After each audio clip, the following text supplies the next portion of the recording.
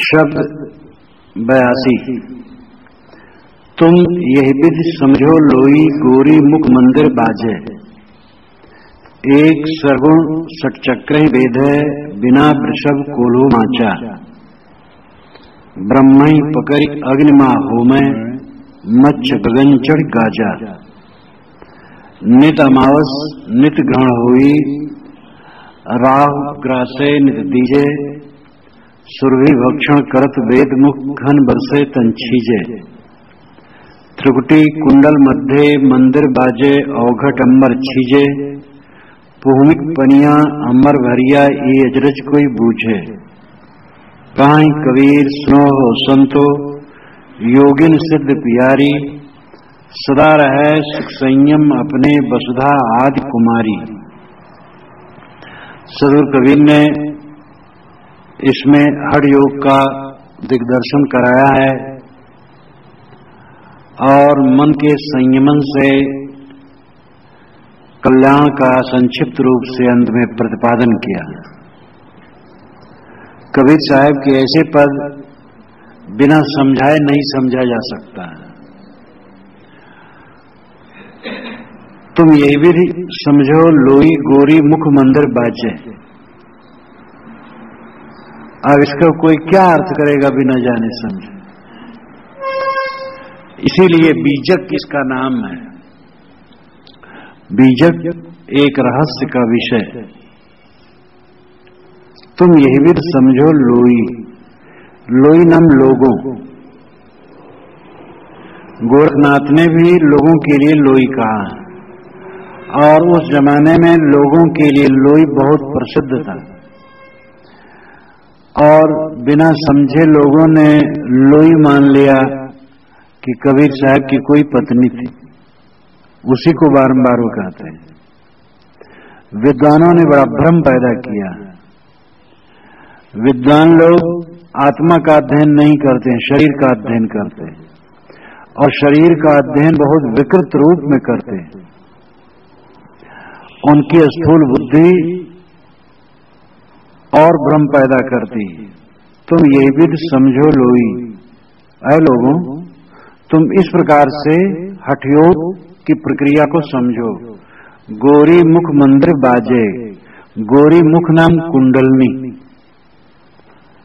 मंदिर नाभि। नाभि में, नाभि के पास कुंडलनी है, जो एक नसों की कुंडलनी है, 3.5 फेरे की कहते हैं। और वहीं पर मंदिर बाजे, नाभि बजता नहीं, परा शब्द की वहां ध्वनि होती है। परा, पशंती, मध्यमा, वैखरी, ये वाणी के 4 स्तर हैं। परावाणी वहां बजती है, उसको योगी ही सुन पाता और बाकी लोग नहीं। परा ही पश्यंती, मध्यमा बन करके वैखरी के रूप में मुख से उच्चरित होती है, ऐसा मानते हैं। दूसरे ढंग से समझें तो गोरी मुख यानी कुंडलनी को जब योगी लोग प्रदीप्त करते हैं साधना द्वारा, जैसे एक सांप कुंडलीकार बैठा हो और कोई डंडा से उसे छुआ दे तो फनफना के सीधा हो जाए और खड़ा हो जाए, तैसे योगी लोग अभ्यास द्वारा उस नाड़ी को प्रदीप्त करते हैं तो सीधी हो जाती है। तो वहां से वायु फिर ऊपर उठता है और षटचक्र का वेदन होता है। मूलाधार, स्वाधिष्ठान, अनाहत, विशुद्धि, आज्ञा, मणिपुर, आज्ञा, इस 6 चक्रों का वेदन होता है। इसके बाद भी 2 चक्र माना जाता है, सहस्रदल और सूरज कमल। तो गोरी मुख मंदिर बाजे, ये कुंडलनी जब प्रदीप्त होती है तो मंदिर बाजे, इस शरीर में ध्वनि उठती है। 6 चक्र का वेदन करके, और 6 चक्रों के ऊपर 2 चक्र और उसका भी वेदन करके, जब भ्रमर गुफा ब्रह्मरंध्र में सांस पहुंचती है तो वहां अनाहत नाद उठने लगता है। यही गौरी मुख मंदिर बजना है। गौरी के मुख पर मंदिर बजना। मंदिर शरीर में आवाज होना, ध्वनि उठना। डॉक्टर लोग बताते हैं कि कोई नशा ऐसी नहीं है जैसा योगी लोग बताते हैं। क्रिमिनल वकील ने भी कहा कि हम लोग कई बार पोस्टमार्टम होता है और इस चीज को देखते हैं, कहीं कुछ नहीं। षट चक्र की भी जो कल्पना है वो भी शरीर में कहीं नहीं। तब योगी लोग कहते हैं वो एक शक्ति है, कोई रूप नहीं, एक शक्ति। बामन काणे जी जो धर्म का इतिहास लिखे हैं, उन्होंने भी इसको स्वीकारा है कि कुंडलिनी नाम की कोई चीज ऐसी नहीं है, एक शक्ति की उसकी कल्पना है। लेकिन हठ योगियों का जो स्वरूप है सदगुरु उसको बताते हैं। गौरी मुख मंदिर बाजे। योगाभ्यास करने वाले हठ योगियों की गौरी मुख कुंडलिनी मंदिर नाभि में बजती है। अर्थात अब दो ढंग से इसको कहा गया कि एक तो यह कि गौरी मुख कुंडलिनी जो नाभ के पास है और उसी के सामने ये नाभि है, नाभि में परा ध्वनि उठती है, वो सब समय उठती है और परा ही प्रशंति मध्यमा और वैखरी बनती है। और दूसरी बात, गौरी मुख कुंडलिनी को प्रदीप्त करने पर षट चक्र वेधन करके जब सांस सुषमा ऊपर जाती है तो वहां ध्वनि होती है। यही मंदिर बजना। एक सरगुण षट चक्रें वेधे बिना वृषभ कुल्हू माचा। एक का मतलब है मन, ये सरगुण है। सूत्र स्तंभ 3 गुणों वाला है। मन में कभी ज्ञान और प्रसन्नता, शांति, एकाग्रता ये आती है, ये सद्गुण है। और बहुत सारी इच्छाएं और क्रिया का वेग आता है, ये रजगुण है। आलस निद्रादि आते ही तमगुण है। मंत्रमात्मक है। एक सरगुण षट चक्रें वेद है। एक जो मन है ये सगुण है, ये षट चक्र को वेदता है। मन ही तो कारण है, तो ये षट चक्र का वेदन करता है। षट चक्र मूलाधार, स्वाधिष्ठान, मणिपुर, अनाहत, विशुद्धि और आज्ञा। मूलाधार टट्टी और पेशाब की जगह के बीच में माना गया है, जिसको योनि कहते हैं, वहां पर मूलाधार। स्वाधिष्ठान पेड़ों में, मणिपुर नाभि में, अनाहत हृदय में, विशुद्धि कंठ में, आज्ञा त्रिकुटी में, और इसके ऊपर जो माना वो शाहदल कमल त्रिकुटी के भी ऊपर, और दो दल कमल, सूरत कमल जिसे कहते हो, बिल्कुल आखिर में। तो मन ने षट चक्र का वेदन किया। बिना वृषभ कोल्हू माचा। साहब कहते बैल के बिना मानो कोल्हू माच दिया गया। कोल्हू मचाना, माचना, माचना नाम नादना, नहना, जोड़ना। बैलों को हल में, कोल्हू में, गाड़ी में जब जोड़ा जाता है तो उसको माचना कहते हैं, और नहना कहते हैं, नादना कहते हैं। तो बिना बैल के ही मानो कोल्हू मचा गया। ये नहीं है हठयोगियों का, ये चलता रहता है षट चक्र वेदन इत्यादि का। ब्रह्म ही पकड़ी अग्निमा हो में मच्छ गगन चढ़ी गाजा। ब्रह्म रजोगुण है। ब्रह्म का अर्थ होता है जो बढ़े, बृहत्वाद ब्रह्म, जो बढ़े वो ब्रह्म। बढ़ना क्रिया और क्रिया रजोगुण है, इसलिए ब्रह्म रजोगुण। रजोगुण को पकड़ करके योगी अग्नि में, योग की अग्नि में होम देता है। योग की अग्नि में होम देने का मतलब है योगाभ्यास द्वारा रजोगुण को शांत करता है। रजोगुण वही प्रवृत्ति है। ये बात नहीं कि जीवन में रजोगुण की आवश्यकता नहीं, जीवन भर जीवन में रजोगुण की आवश्यकता है, तमोगुण की भी आवश्यकता है, सतोगुण की भी आवश्यकता है, लेकिन वो सब शोध करके होना ही हितकारी है।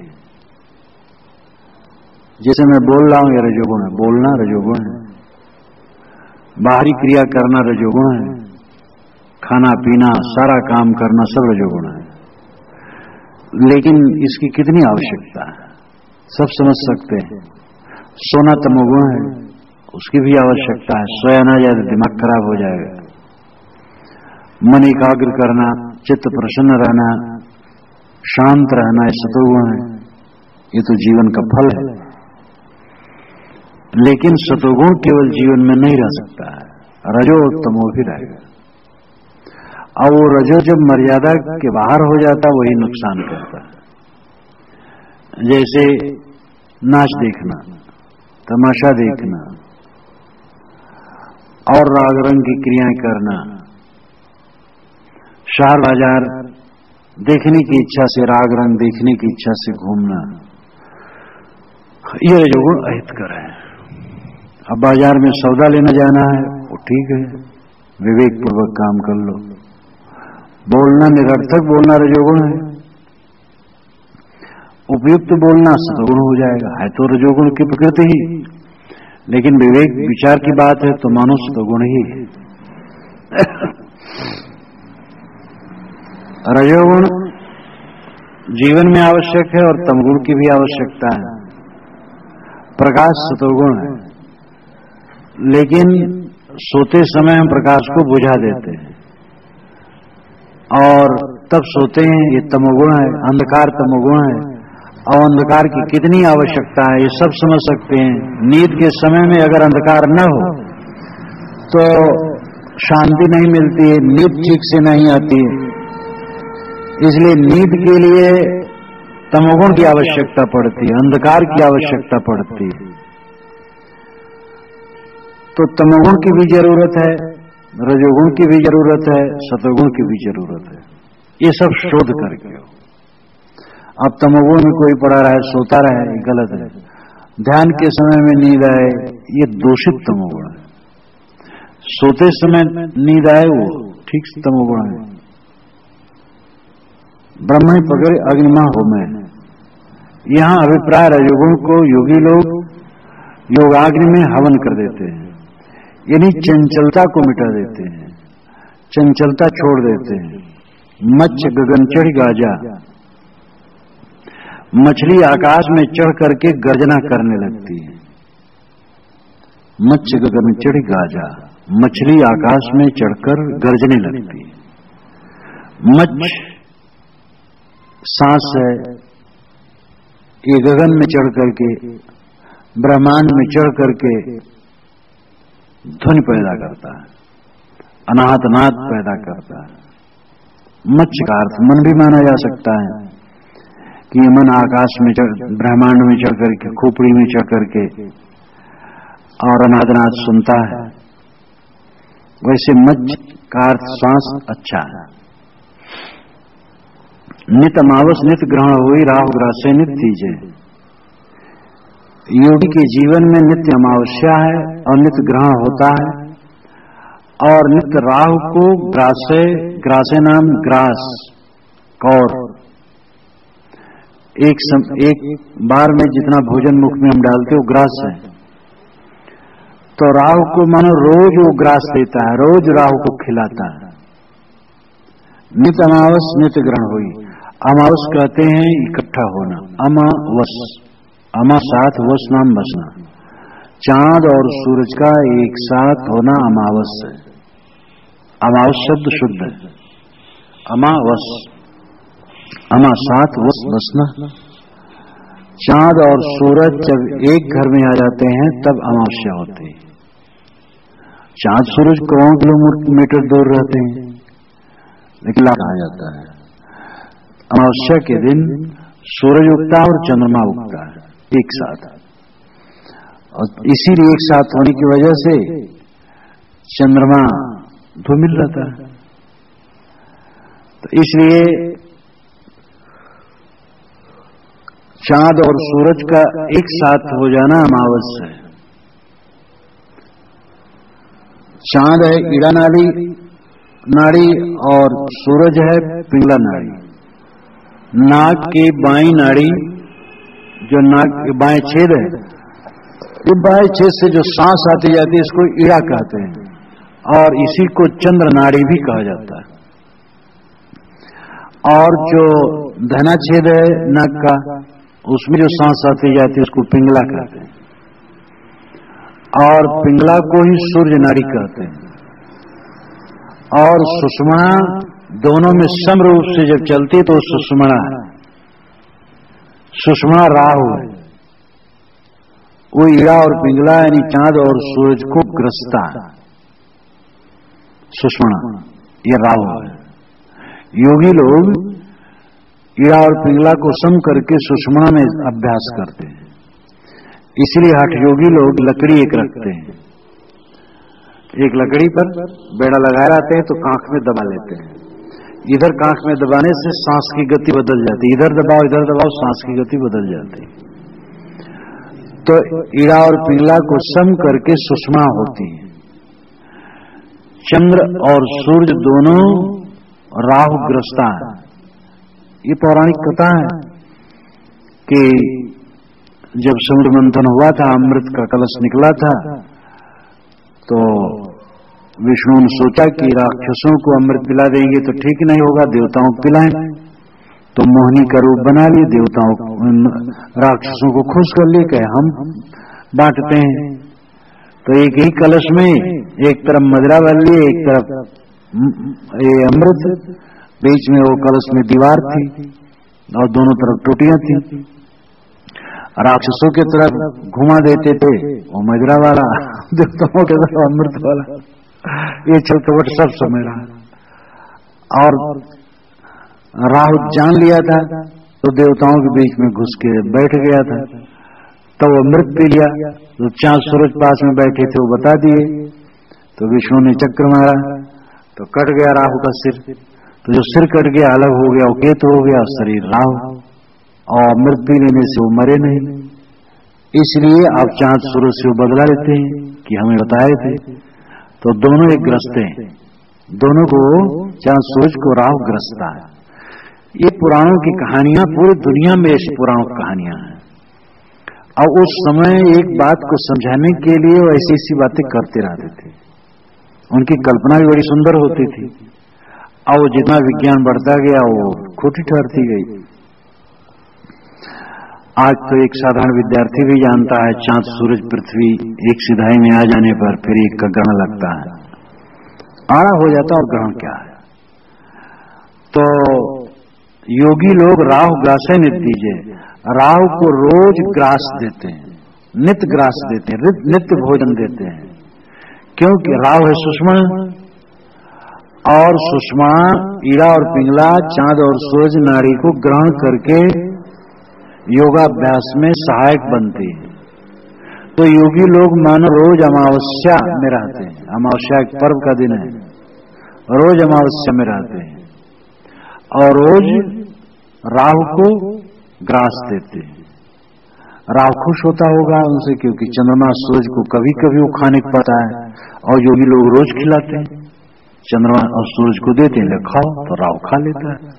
राहु है सुषुम्ना, ईड़ा पिंगला नाड़ी चांद सूरज नाड़ी है, और ये दोनों को लय करके सुषुम्ना समाधि में पहुंच जाती है। तो नित अमावस नित ग्रहण हुई, राहु ग्रास है नित्य दीजिए। यानी राहु को योगी लोग ग्रास से नित्य दीजिए, नित्य ग्रास देते हैं, नित्य कौर देते हैं, भोजन देते हैं। सुरभि भक्षण करत वेदमुख घन बरसे तन छीजे। सुरभि भक्षण करत वेदमुख, सुरभि नाम का है, वेदमुख नाम श्रेष्ठ मुख, वेद नाम वेद, वेद नाम ज्ञान, वेद नाम श्रेष्ठ। श्रेष्ठ मुख से योगी लोग सुरभि भक्षण करते हैं, गाय खाते हैं, गो भक्षण करते हैं। हठ योग में इसका विवरण आया है। गो भक्षण बड़ा सौभाग्यशाली होगा जो गोमांस का भक्षण करता होगा। हठ योगी की दुनिया एक अलग होती है। गोमांसम भक्षे नित्यम पिबेद मरण वारुणीम, पिबेद मर वारुणीम कुलीनम तमहम मन्ने इतरे कुल घातका।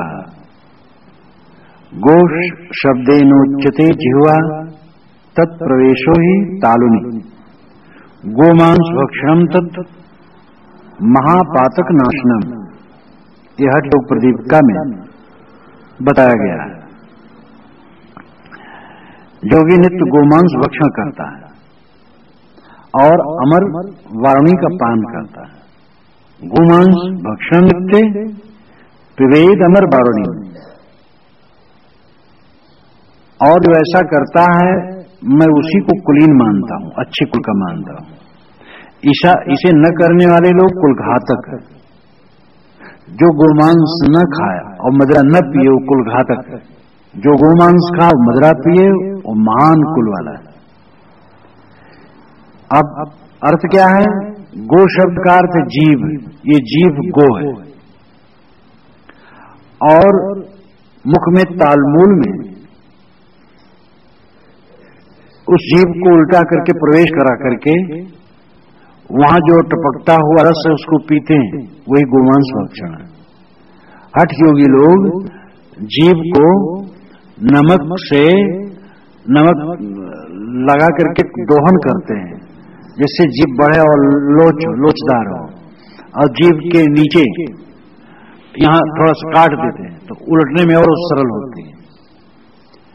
और इस प्रकार जीभ को लंबी करके ऊपर लगाते हैं तालमूल में, और वहां से जो रस टपकता है उसको अमर वारुणी कहते हैं, उसको पीते हैं। तो गो जीव है और तालमूल से टपकता हुआ रस को ग्रहण करना मानो गोमांस भक्षण करना। तो इस प्रकार ये हठ योग का विषय है। साहब कहते सुरभि भक्षण करत वेरमुख, हठ योगियों का वेरमुख श्रेष्ठ मुख सुरभि भक्षण करता है, इन्हीं अमर वारुणी पीता है और गोमांस भक्षण करता है। मतलब है कि तालमूल से जो चूता रस वही पीते हैं, उसी को मांस भक्षण करते हैं। घन बरसे तन छीजे, घन बरसते हैं और तन छींचता है। घन नाम बादल, छीजने का अर्थ भीगना। कविता में ऐसा कई जगह कहा गया, लोग भी कहे छीजे भीगना भी होता है, छीजे छीड़ होना भी होता है। गलना, छीजे नाम गलना छीड़ होना, और छीजना भीगना, यहां भीगना अर्थ है। घन बरसे तन छीजे, बादल बरसते हैं घन नाम बादल, और योगी का शरीर छींचता है। घन क्या है?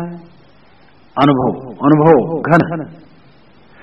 या जैसे कि जब बादल उठते हैं तो बिजली चमकती है और गर्जना होती है, पानी बरसता है। ऐसे योगी लोग जब पिंडांड से वायु को ब्रह्मांड में ले जाकर के समाधिस्थ होते हैं तो वहां प्रकाश होता हुई बिजली चमकना है, नाद होना, मेघ का गर्जन है, और अनुभव ही वर्षा है जिसमें योगी तरबतर होता है और एकदम मगन होता है। ये निश्चित है कि बाहरी दुनिया भूल जाती है और अंदर कल्पना लोक में योगी हो जाता अच्छा है, लेकिन वह भास अध्यास, ज्योति शब्द नाद बिंदु सब भास अध्यास जड़ है, अपना साक्षी स्वरूप नहीं है। सच्चा बोध है दृष्टा में लौटाना, तदा दृष्टु स्वरूपे अवस्थानम। योग दर्शन में जो बात कही गई है यह समस्त विवेकियों का मत है। तदा दृष्टु स्वरूपे अवस्थानम, जब चित्त एकाग्र होता है तदा तब दृष्टु दृष्टा की स्वरूपे अवस्थानम, स्वरूप में अवस्थान हो जाता है। चित्त से संसार सामने होता है और चित्त जब लीन हो गया तो दृष्टा की स्वरूप में अवस्थान हो गया। दृष्टा का स्वरूप में अवस्थान हो गया, दृष्टा स्वरूप में स्थित हो गया। मन है तो संसार है, मन शांत हुआ संसार शांत हुआ, तब रह गया केवल चेतन, वही दृष्टा है, अपने आप है। यह विवेक उनमें जागता नहीं, वो हठ योग में पड़ जाते हैं, दृश्य भास में उलझ जाते हैं। कबीर साहब ने ये सब किया था और सब जान समझ करके इसका खंडन किया। कबीर साहब स्वरूप ज्ञान के अत्यंत पक्षपाती हैं। वही प्रबलता से मानते हैं कि जो मनुष्य का अपना आपा है वो चेतन है, जीव है, आत्मा है और अखंड है, नित्य है, शुद्ध बुद्ध है। और इस प्रकार दृश्य भास को छोड़ करके अपने आप में लौट आना, ये सच्ची समाधि है। उपनिषद चिंतन भी है, सांख्य योग, न्याय मीमांसादि, ये समस्त शास्त्रों का चिंतन है। जैन का भी ये चिंतन है। जितने अध्यात्मवादी हैं करीब करीब एक आध को छोड़कर सबका ये चिंतन है, आत्मा में लौट आना, स्वरूप में लौट आना।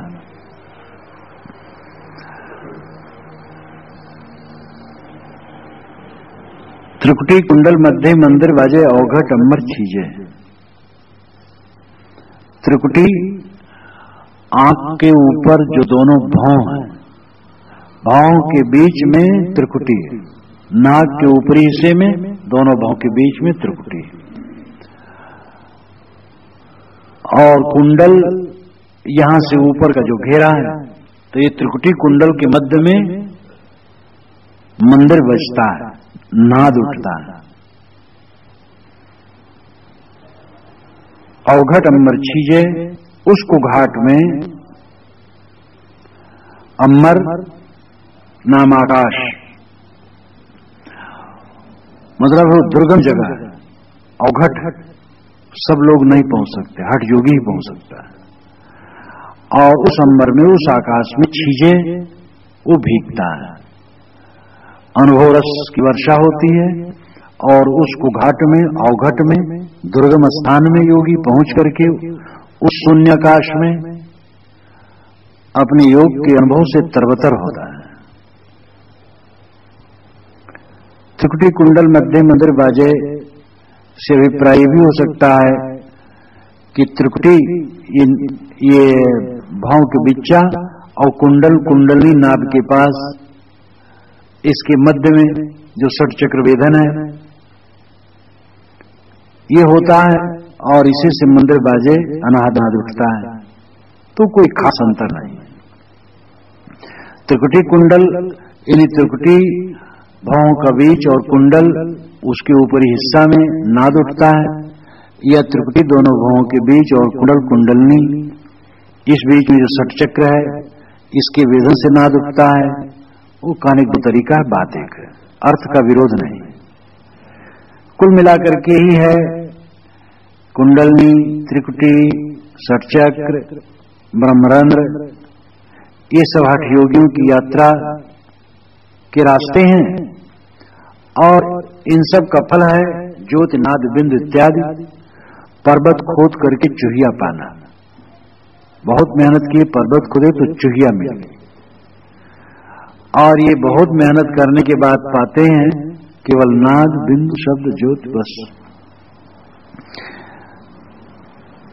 अवघट अम्बर छीजे, उसको घाट में, उस दुर्गम जगह में, उस अम्बर आकाश में, ब्रह्मरंध्र के आकाश में योगी छींचता है, अनुभव रस से भीगता और खूब मगन हो जाते हैं। भूमि पनिया अम्बर भरिया ये अचरज कोई बूझे। भूमि जमीन, पृथ्वी, अम्बर आकाश, जमीन का पानी भाप बन करके आकाश में मानो भर जाता है। ये अचरज कोई बूझे, ये अचरज कोई समझेगा।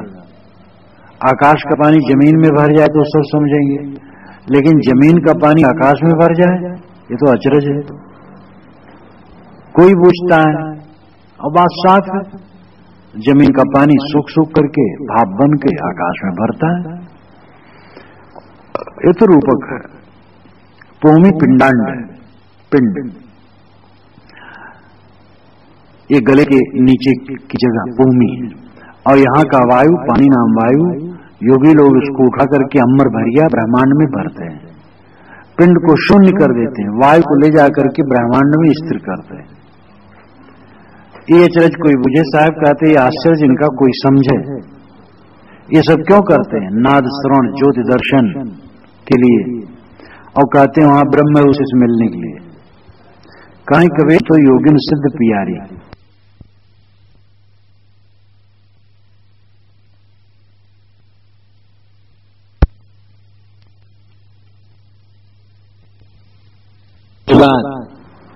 तब साहब छुरी लगाते हैं। बड़े कायदे से उन्होंने बताया, सब विवरण दिया, और कहा साहब कहते हैं संतो योगिन सिद्ध पियारी, इन 8 योगियों को सिद्धि बहुत प्रिय है। सिद्धि, हम लघु हो जाएं, महान हो जाएं, पर्वताकार हो जाएं, कहीं किसी के मन में प्रवेश हो जाएं, जहां वहां उच्चाटन करें, दुनिया के ऐश्वर्य प्राप्त करें, ये सब योगियों को बहुत प्रिय है। और ये सब तो मिलता उलता नहीं है, लेकिन ये सब करने से दुनिया के लोग आकर्षित होते हैं, इसलिए वो धन और सम्मान देते हैं। अभी देखो सब यहां बैठे हो, खाते पीते हो, कोई पूछने वाला नहीं, और इसी में से एक ब्रह्मचारी वहां पेड़ के नीचे जाके बैठ जाए, चद्दर ओढ़ के बैठा रहा रात दिन, देखो कॉलोनी नहीं दूर दूर से लोग दर्शनार्थ आ जाएंगे। ये बाबा भैया इनकी साधना है, और घर में बैठे हैं लोग, गद्दब लेटे हैं, खाते पीते, क्या वे साधु? ये देखो, इनको हम साधु समझते हैं। और कहीं यहां से उठ करके गंगा किनारे चले जाएं और वहां करें, तब तो फिर क्या पूछना है। एक बार हम लोग छत्तीसगढ़ में थे, तो एक जगह जब दूसरी जगह गए, तो एक साधु वहां रह गया नदी में, तो 2 दिन रह गया। तो गांव में जिसके यहां हम गए थे, वो भोला भोला भगत रहे, तो गांव वालों से कहे भैया हीरा तो नदी में रही। तो जब वो 2 दिन के बाद आए, तो हम कहे भैया हम लोग कांच यहां रहे, तुम हीरा नदी में रहे। कोई भी नंगा हो जाए, खाना पीना कम कर दे, धूप में बैठा रहे, नदी में खड़ा होकर के ठंडी में तप करे, देखो फिर भी। तो ये सबसे सिद्धि तो यही मिल जाती है, यही सिद्धि है। नाम बहुत फैल जाता है, धन आने लगता है, सम्मान आने लगता है। अगर कहीं धन का तिरस्कार कर दिए तो फिर क्या पूछना, 4 चांद लग जाएगा, फिर तो इतनी महिमा बढ़ेगी कि क्या पूछना। साहब कहते योगियों को सिद्धि बहुत प्रिय, लेकिन सदा रहे सुख संयम अपने वसुधा आदि कुमारी, सदा रहे सुख। सुख सदैव तभी रहेगा संयम अपने, जब अपने मन का संयम करो। ये सब काया कष्ट करने की जरूरत नहीं। हठ योग करना, सांस साधना, ठड़ी शरीर रहना, नंगा रहना, भूखा रहना, ये सब बेकार की बात है। सदा रहे सुख, सदा का सुख, आत्यांतिक सुख, जिस सुख में निरंतरता हो ऐसा सुख, वो तो तब रहेगा संयम अपने, जब अपने मन का संयम करो, अपने मन का इंद्रियों का संयम करो। वसुधा आदि कुमारी, वसुधा तो आदि कुमारी है, वसुधा नाम जमीन पृथ्वी, आदि नाम शुरू से कुमारी है, इसकी शादी नहीं हुई, ये किसी की नहीं हुई। या वसुधा काहू की न भई, इसी पृथ्वी पर लोग कट कट के मर गए इसी जमीन के लिए, और इसी मिल गए, और जमीन वैसे, और जमीन के लिए लड़ने वाले मक्खी के समान मर के चले गए। 2 आदमी जब रस्सी फेंक करके जमीन बांटते हैं और लड़ते हैं, यहां से मेरा, तो कहते नहीं यहां से मेरा, तो जमीन हंसती, मूर्खों तुम दोनों मेरे हो और तुम्हारी मैं नहीं हूं, सब इसी जमीन में जाते हैं। वसुधा आदि कुमारी, वसुधा तो सदा से कुमारी बनी हुई है। रिद्धि सिद्धि प्राप्त करके तुम यहां क्या पाओगे। कहा जाता है माया बड़ी रूपवती बन करके महात्मा के पास गई, कहे महाराज मैं आपसे शादी करना चाहते हैं। कहे तुम्हारी क्या उम्र है? कहे मेरी उम्र का कोई ठिकाना नहीं, मैं अनादिकालीन हूं। कहे इतने दिन से तुम्हारी शादी नहीं हुई? कि जिससे मैं शादी करना चाहती हूँ वो करते नहीं मुझसे, और जो मुझसे करना चाहते हैं मैं उनसे नहीं करती हूँ। संसारी मुझसे शादी करना चाहते, मैं संसारी को नहीं चाहती। मैं साधु को चाहती हूँ तो मुझसे नहीं करना चाहते। तो महात्मा ने कहा मैं भी नहीं करना चाहता। तो ये तो वो रूपक है, यानी जो नहीं चाहता वही सुखी है, जो चाहता है उसको नहीं मिलता है। वसुधा आदि कुमारी, अगर हम मोह छोड़ दिए माया का तो माया है, सब कुछ है अपना। कामना छूट गई तो महासम्राट हो गया। उपनिषद में चर्चा आई है कि एक नवयुवक हो, वरिष्ठ हो, सुंदर हो, विद्वान हो, और इस पृथ्वी तल का समस्त ऐश्वर्य उसी के भोग के लिए हो, तो एक मानुष आनंद है। ऐसा 100 मानुष आनंद जमा करो एक तरफ, तो एक पितर आनंद है। ऐसा 100 पितर एक तरफ जमा करो तो एक देव आनंद है, कर्मदेव आनंद है। ऐसे 100 कर्मदेव आनंद इकट्ठा करो तो एक देव आनंद है। तो ऐसे लंबा करते करते खूब लंबा किए, इंद्र आनंद है, फिर 100 इंद्र आनंद, एक ब्रह्म आनंद है, और 100 ब्रह्मा का आनंद जो है वो एक तरफ करो तो जिसने कामनाओं का परित्याग कर दिया है और अपनी आत्मा में लीनता पा ली है, उसका आनंद उस सबसे बहुत ज्यादा है। तो मतलब है स्वरूप स्थित और निष्काम दशा के आनंद का वर्णन करने के लिए कल्पना वहां जोड़ी गई है। दुनिया में सर्वानंद क्या है, महाआनंद क्या है, महासुख क्या है? इच्छा का त्याग, कुछ न चाहना, न मरने की इच्छा, न जीने की इच्छा, न खाने की इच्छा, न पहनने की इच्छा, न कुछ पाने की इच्छा, सारी इच्छाओं को निवृत्त कर देना ये महाआनंद है। साहब कहते सदा रहे सुख, सदा सुख रहेगा। संयम अपने मन इंद्रियों का संयम करने सदा सुख रहेगा। बहुत झंझट में न पड़ो, बस इंद्रिय मन का खाओ पियो, ठीक से रहो और अपने मन को इंद्रियों को बस में रखो बस। और रिद्धि सिद्धि के लिए जो हठ योग आदि करते हो, क्या करते हो? वसुधा किसी की न हुई। मान लो हमें लोग 10-20 हजार लोग दर्शन करने आ जाएं, हमें चीज दे दें, बहुत चीजें दे दे तो क्या होगा? सब चला जाए, कुछ नहीं रहेगा। जब शरीर छूट जाएगा तो क्या रहेगा? इसलिए विवेकवान बनो। साहब की दृष्टि पार दृष्टि थी।